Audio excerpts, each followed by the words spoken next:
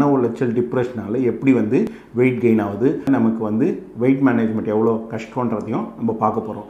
So இந்த stress வந்து நம்ம உடல் பருமனை எப்படி ஏற்படுத்துதுன்றதை 2 வகையாக நம்ம பார்க்கலாம். அதாவது வந்து நம்ம ஸ்ட்ரெஸ் ஆகும்போது நம்ம உடம்புல வந்து ஒரு ஹார்மோனல் சேஞ்சஸ் நடக்கும். அது என்ன சார் நடக்கும் அப்படின்னா, நம்ம உடம்புல கார்டிசால்ன்ற ஒரு ஹார்மோன் அதிகமாக சுரக்கும். இந்த கார்டிசால் ஹார்மோனை நம்ம இன்னொரு பேரில் கூடும், அதாவது ஸ்ட்ரெஸ் ஹார்மோன் சொல்லும். என்ன பண்ணுன்னா, நம்ம உடம்புல இருக்கிற செல்லை வந்து ஃபேட்டை டெபாசிட் பண்ண வைக்கும். அண்ட் அதே நேரத்தில் இது இன்னொரு விஷயமும் பண்ணும், நம்ம உடம்புல இருக்கிற இன்சுலினை அதிகமாக சுரக்க வச்சிடும். இந்த மாதிரி பிளட்டில் இன்சுலின் லெவல் அதிகமாகும் போது என்ன ஆகும்னா, நமக்கு அதிகமான பசியை தூண்டும். இதுக்கு என்ன மெயினான காரணம்னா, ஸ்ட்ரெஸ்ஸு மன உளைச்சல்னால தான்.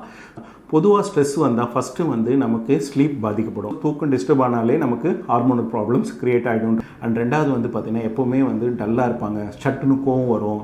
அண்ட் அதே நேரங்களில் வந்து சாப்பிட்ணுன்ற ஒரு எண்ணமே இருக்காது. ரொம்ப பசி எடுக்கும்போது என்ன சாப்பிட்ணுன்ற தெரியாமல் சாப்பிட்ருவாங்க. புவர் செலெக்ஷன் ஆஃப் ஃபுட்ஸு, ரெண்டாவது வந்து கார்டிசால் ஹார்மோன் லெவல் அதிகமாகிறதுனால நமக்கு உடல் பருமன் அதிகமாகவே ஆகுது, இந்த ஸ்ட்ரெஸ்ஸு மன உளைச்சல் டிப்ரெஷனால். இது தெரியாமல் நீங்கள் வெயிட் லாஸ் பண்ணணுன்றது ரொம்ப கஷ்டமான காரியம்.